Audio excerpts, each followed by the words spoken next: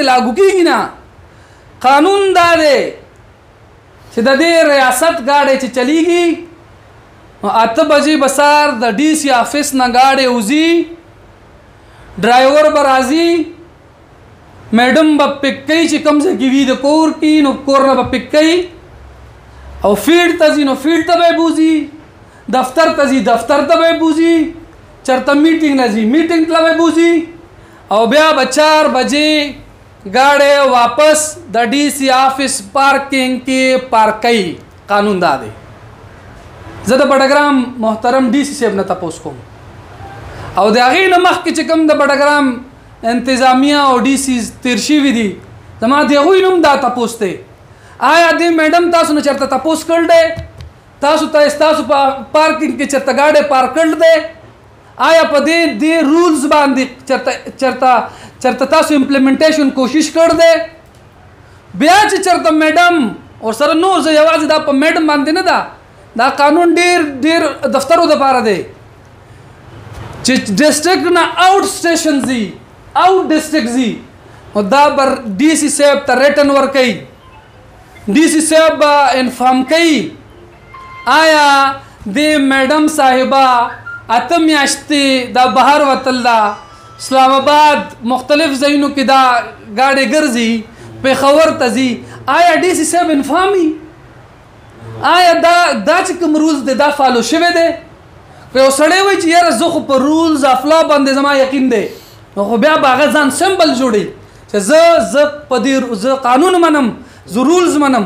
نو میډم صاحبه آیا دا پریکټس کوي؟ دا پریکټسز دلته په بټګرام کې کیږي؟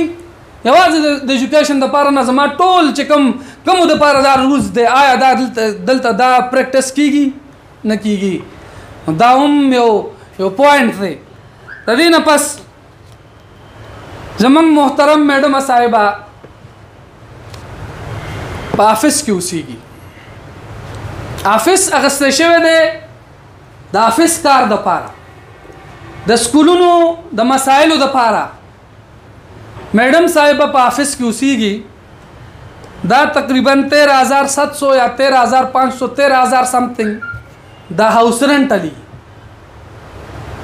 زما میډم نه دا سوال دی، میډم ته چې په دفتر کې اوسیږي بیا دا هاوس رنټ ولې علی؟ دا زما د ټیکس پیسې نه دي. زه د دې ملک یو شهري تا نه دا تپوس کوم چې بلډینګ اخلي په کرایه باندې زما د ټیکس پیسو نه، او بیا هغې د پاسه هاوس رنټ ولې علی؟ دا هاوس رنټ اخیستل دا جایز دي، دا حلال دي، دا قانون او ضابطه مني. بیا بل یو پوینټ دی او دا واحد دا پوینټ دی چې د دې ما سره په داسې په هارډ کاپي کې ثبوت نشتی. او ثبوت ولې نشتی؟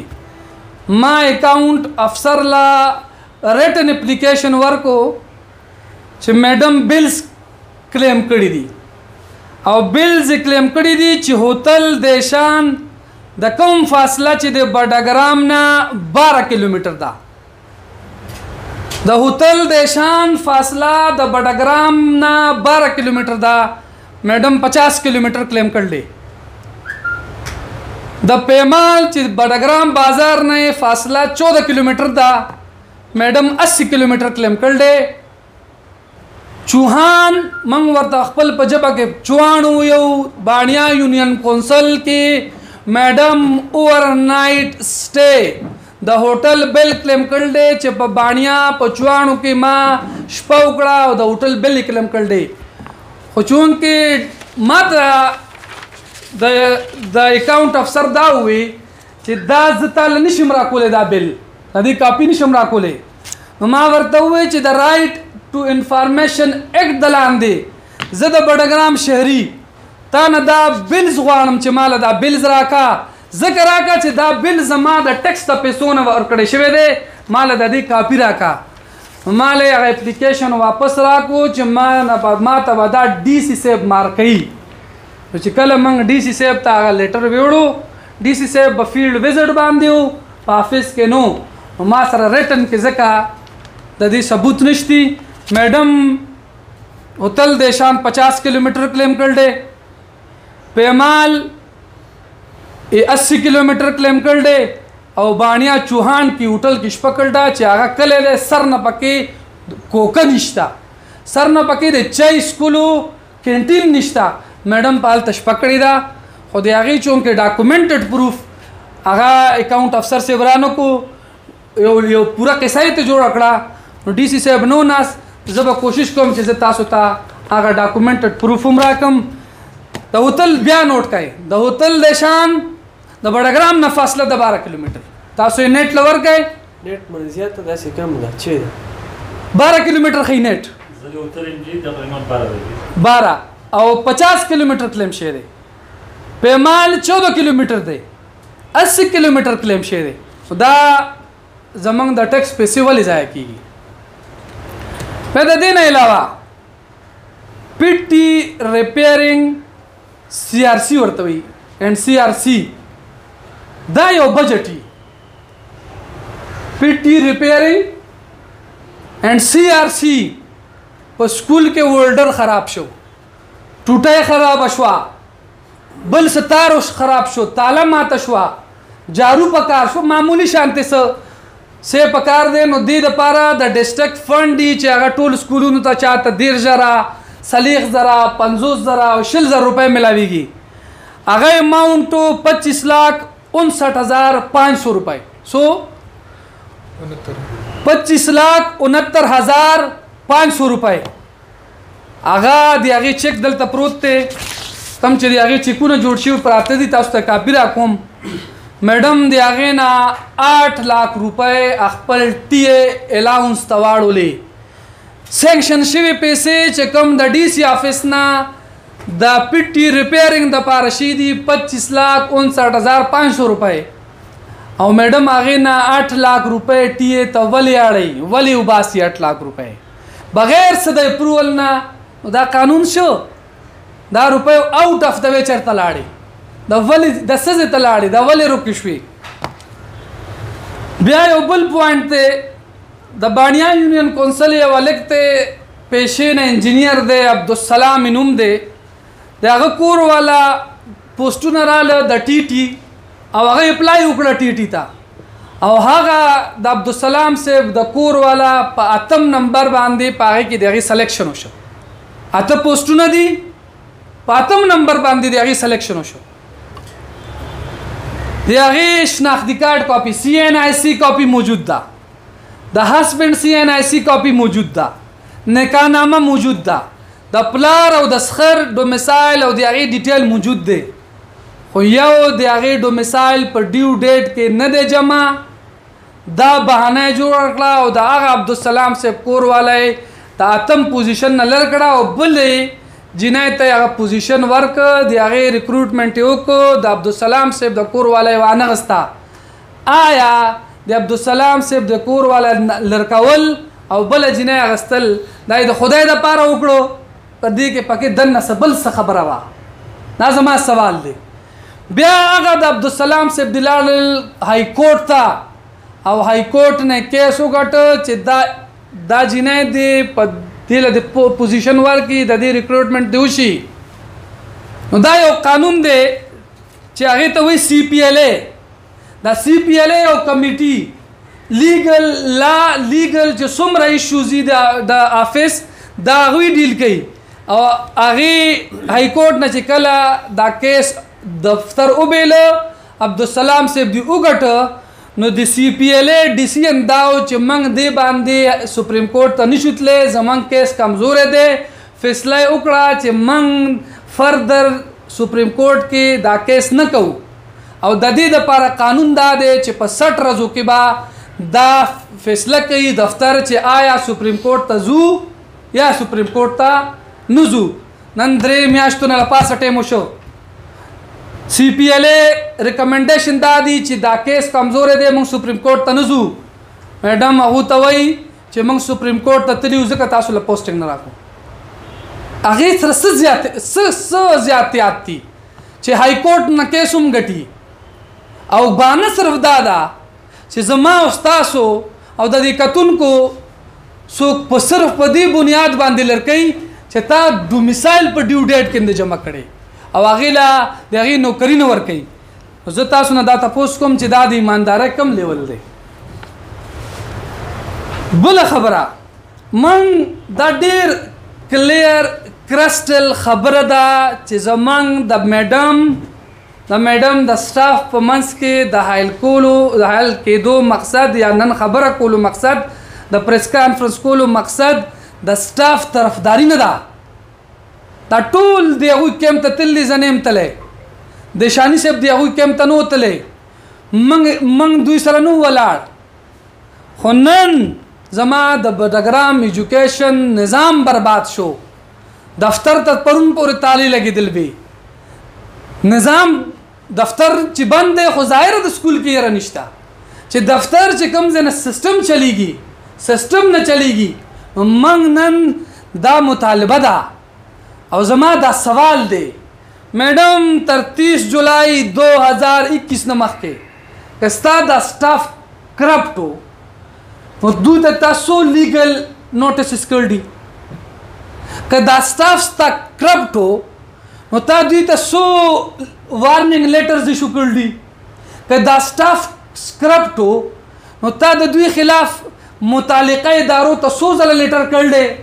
که دا سټاف کرپټ و نو تا دوی له بیسټ پرفارمنس سرټیفیکیټ ولې ورکړی دی؟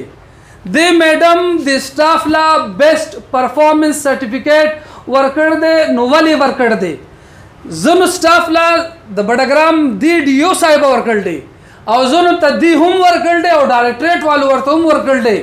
بیسټ پرفارمنس سرټیفیکیټ نه پس د 30 جولای نه مخکې دا میډم صاحبه دې موږ ته وښیي چې دې څو ځله لیټر وارننګ ورکړ دی، شوکاز نوټسز جاری کړل دي، متعلقه د ادارو ته لیکل دي.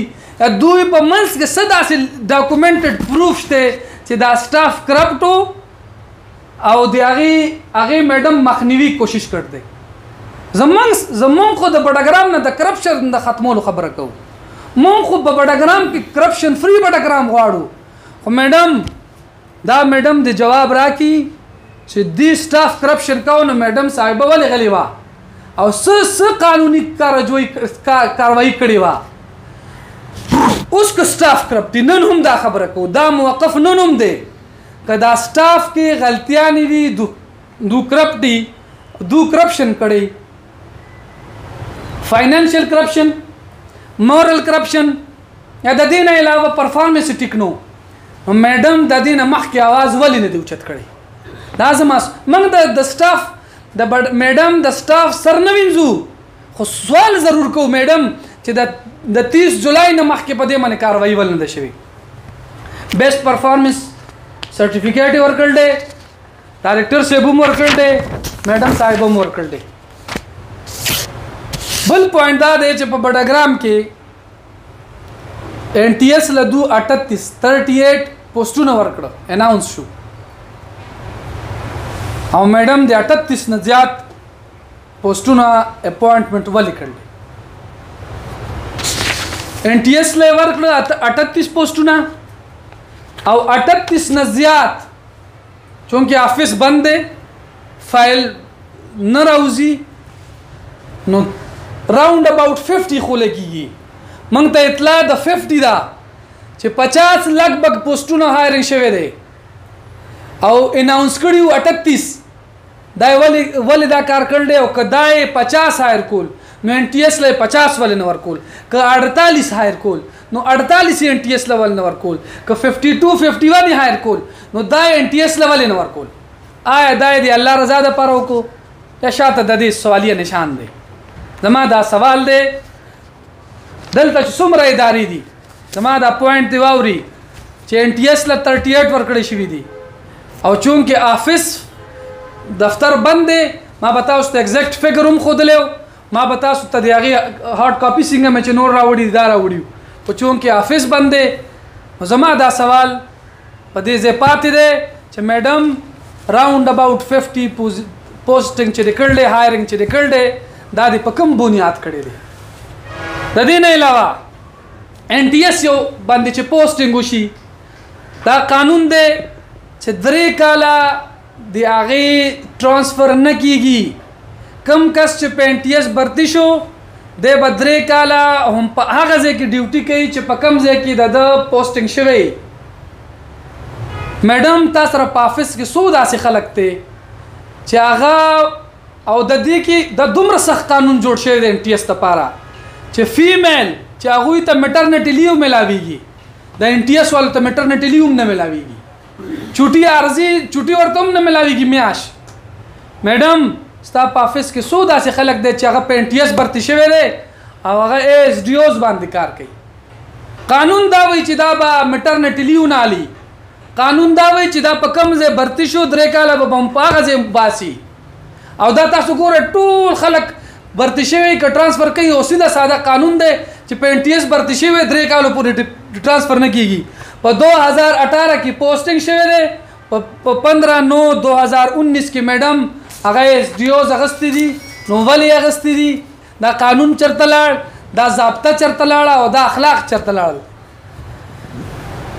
ښه بل خبره چې کوم کسان عارضي طور باندې پوسټینګ چاوشي، سکول کې ټیچر دی او عارضي طور باندې هغه په دفتر کې پوسټینګ وشي، نو هغه هارډ ایریا الاونس، کنوینس الاونس او داسې قسم الاونس هغه ته نه الاو.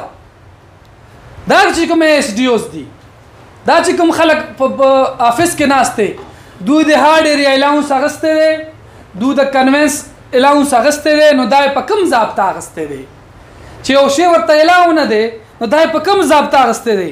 او په دغه دفتر کې دلته یو پروف موجود دی چې یو سټاف ته په ایزي پیسه باندې هم پیسې تل دي. ښه د دې نه علاوه سټایپنډ ملاویږي 1,20,000 روپۍ، سو 1,20,000 روپۍ. او دا 1,20,000 روپۍ دې دپاره یي ایمرجنسي لایټ دپاره، د پرنټینګ سشي پرنټ کولو ضرورت راغی هغې دپاره، سټیشنرۍ دپاره، او دې کې څه داسې اماونټ چې هغه د TA دپاره ټریولینګ الاونس دپاره ورکولی کېږي. دا د بټګرام 1,20,000 روپۍ دا چرته تل دي او دا کومو کسانو ته ملاو شوي دي؟ د دې سوال کوو، موږ ته د جواب ملاو شي.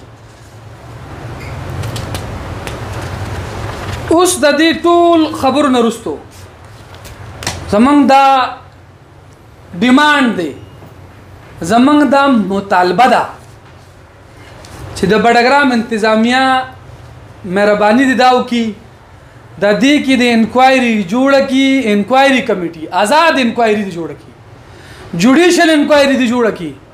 او دا د بټګرام دفتر چې یوې میاشتې نه د بټګرام کې غوبل جوړ دی، پوره صوبه کې بټګرام شرمېدل دی، بټګرام تعلیمي نظام درهمبر هم دی.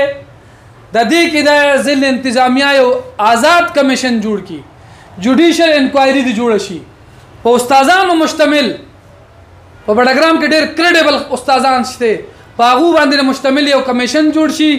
او دا دواړو طرف نه چې کوم په یو بل الزامات لګېدلي دي، د دې الزاماتو دي دا خلک ټول زموږ د ټیکس پیسې خوري، میډم هم د هغې سټاف هم او دا ادارې ټولې دې کې د انکوایري وشي او سزا، چا چې مجرم دی، څوک چې مجرم دی، چا چې جرم کړی دی هغه ته د سزا میلاو شي.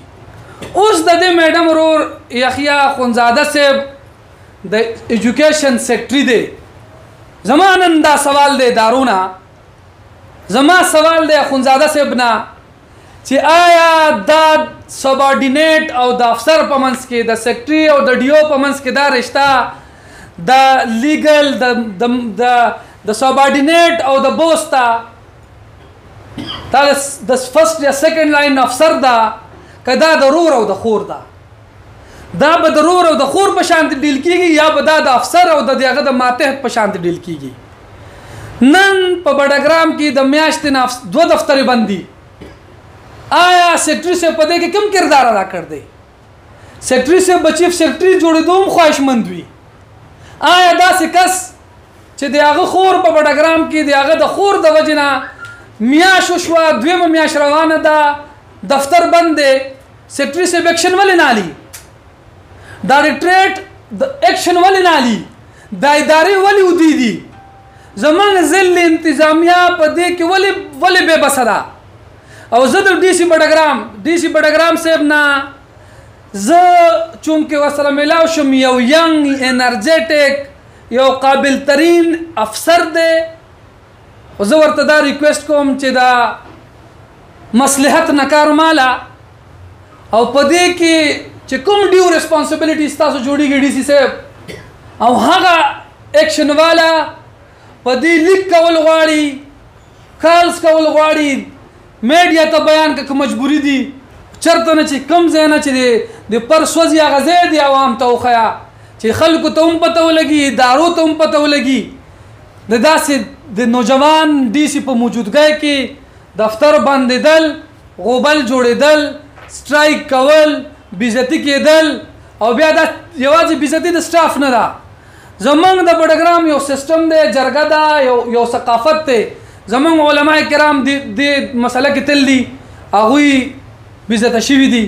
زمونږ سپینګیري علما، زمونږ سپینګیري مشران جرګه کړ ده د مړو مسلې حل کوي، دا معمولی مسله ول نه حل کېږي. زمونږ صحافي برادران ډېر غټې مسلې چینج کوي، هغه ولې فیل شي دي؟ په دې کې د پولیس ډپارټمنټ کردار ادا کولو کوشش کړی دی، ولې فیل شوی دی؟ په دې کې د ډسټرکټ خطیب تحصیل خطیب صاحب کوشش ولې ناکام شوی دی؟ دې کې د سیول سوسایټي، دې کې د NP جماعت اسلامي مختلف پولیټیکل پارټیز کردار ادا کېدل ولې فیل شوي دي؟ دا ځکه فیل شوي دي. زما خپل خیال دا دی چې میډم صاحبه خپل د زنانه حیثیت نه غلط فایده اوچتوي.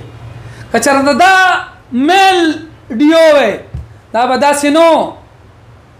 په بټګرام کې ډېر غټ غټ افسران په ډېرو کوزو سترګو دلته نه تل دي، خو دا صرف دا موږ د میندو خویندو ثقافت، عزت، صبر د دې هغه لاج ساتو، نو موږ هغه سټپ نشو پورته کولی چې کوم بیا موږ پورته کوو.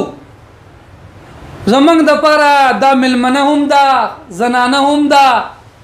زما د متعلقه ادارو ته دا ریکویسټ دی چې دا مسله زر تر زر حل کړئ.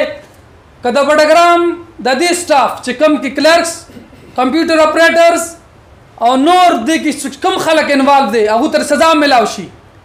په دې کې دننه بلیک شیپس موجود دي، هغه څرګند شي. د دې ټول سسټم شاته یو ماسټر مایند ناست دی، هغه ماسټر مایند دې راونیولی شي. او داسې ځینې خبرې چې په میډیا یې نشو کولی، داسې خبرې چې په میډیا یې نشو کولی، او که په میډیا وکړه ډېر نقصان به پورته شي، لاین اینډ آرډر سچویشن به جوړ شي.